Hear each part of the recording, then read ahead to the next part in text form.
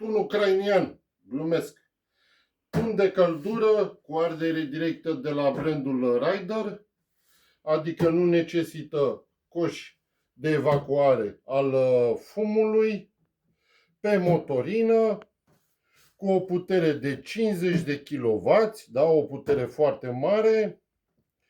un debit de recirculare al aerului de 800 de metri cubi pe oră, util pentru suprafețe de până în 400 de metri pătrați, este dotat cu suport de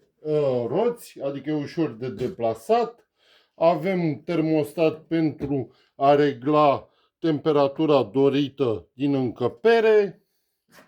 pe motorină, 2 ani garanție, 2099 de lei, transport gratuit, Rider Power Tools.